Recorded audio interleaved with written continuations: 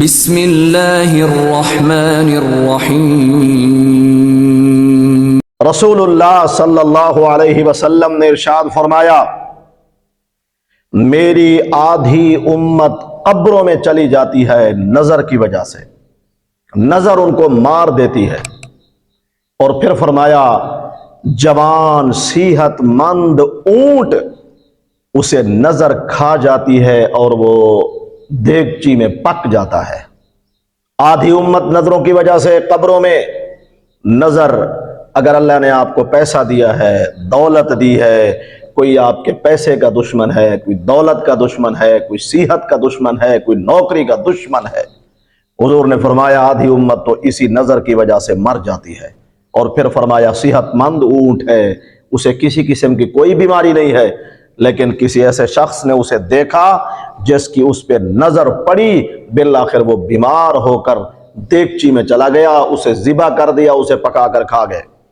اس لیے تو کہتے ہیں کہ اپنے راز اور اپنی خوشیاں کسی کو نہ بتاؤ۔ بھئی کسی کا دل بیمار ہوتا ہے، کسی کی آنکھ بیمار ہوتی ہے، کسی کا دماغ بیمار ہوتا ہے، وہ جب اس پہ اثر انداز ہوتا ہے بالآخر اسے بیماریاں گھیر لیتی ہیں، پریشانیاں گھیر لیتی ہیں۔ اللہ کے نبی حضرت یعقوب علیہ السلام کے 12 بیٹے تھے، قرآنی آیت ہے۔ قرآن میں اللہ کے نبی یعقوب علیہ السلام نے فرمایا اپنے 12 بیٹوں سے کہ جب دروازے سے داخل ہونا تو ایک ایک کر کے داخل ہونا۔ کوئی ایسا شخص جس کا دل، آنکھ، دماغ بیمار ہو اور وہ آپ کو دیکھے کہ ایک شخص کے 12 بیٹے، قرآن کی آیت ہے، یا بنی لا تدخلوا من باب واحد وادخلوا من ابواب متفرقہ، ایک ایک کر کے داخل ہونا، ورنہ جس کی نظر لگتی ہے اس کی نظر آپ کو کھا نہ جائے۔ اور جب یوسف علیہ السلام نے خواب دیکھا، ان کے باپ حضرت یعقوب فرماتے ہیں، قال یا بنی لا تقصص رؤیاک علی اخوتک فیکیدوا لک کیدا، اس خواب کا کسی کے سامنے اظہار نہ کرنا، خدا نخواستہ آپ کے خلاف کوئی سازش نہ تیار کر لیں۔